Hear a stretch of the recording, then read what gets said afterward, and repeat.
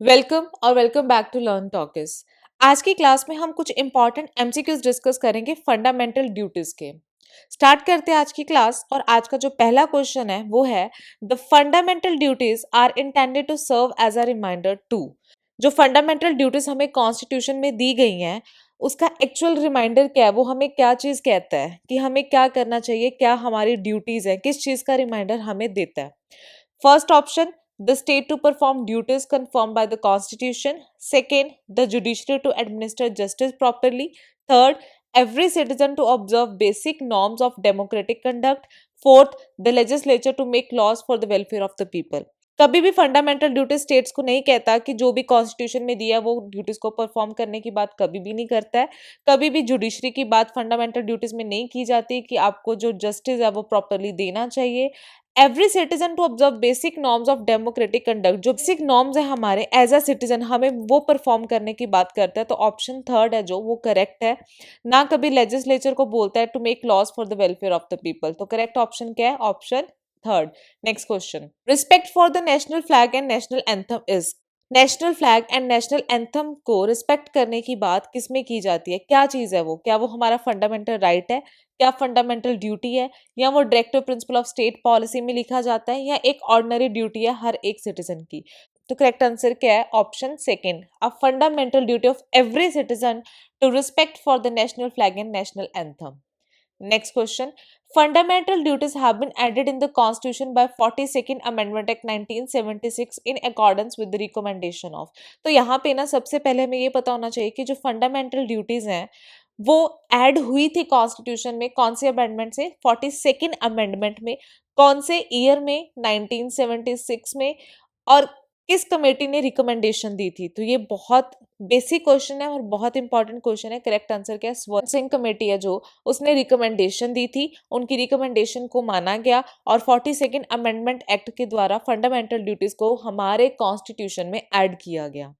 Next question, which one of the following is not a fundamental duty? कौन सी इनमें से हमारी ड्यूटी नहीं है? To respect the national anthem, to safeguard public property, to protect monuments and places of national importance, or to protect and improve the natural environment. Respect करना national anthem ये हमारी फंडामेंटल ड्यूटी है। Public property को safeguard करके रखना हमारी duty है।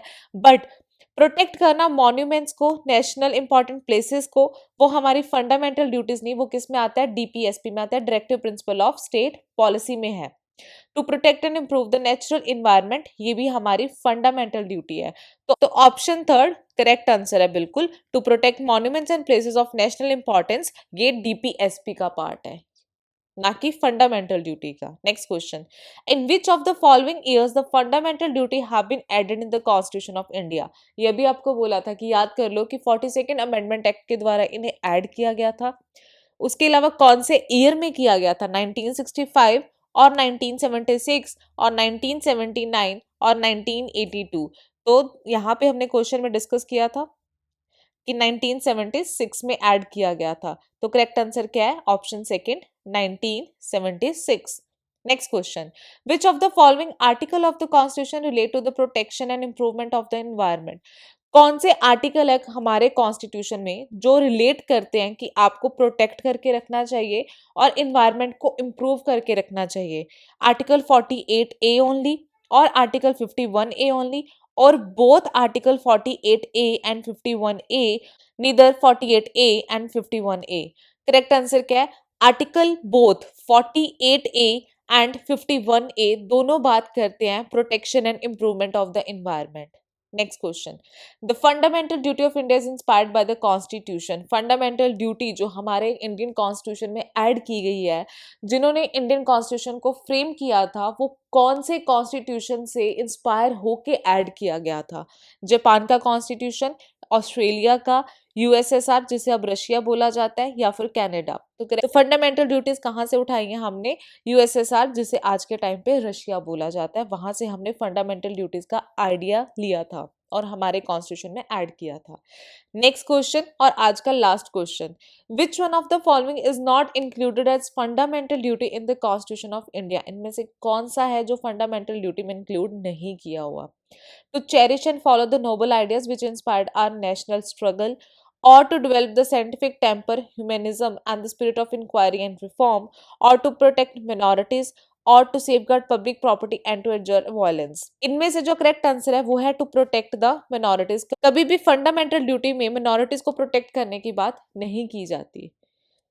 तो ये थे आज के आपके क्वेश्चन। आपके कितने क्वेश्चन ठीक थे वो आप कमेंट करके बताओगे। अगर आपको कोई भी क्वेश्चन में डाउट है या आपको कुछ भी पूछना है, do let me know in the comment section. अगर आपको वीडियो पसंद आई है, do like, share and subscribe to our channel.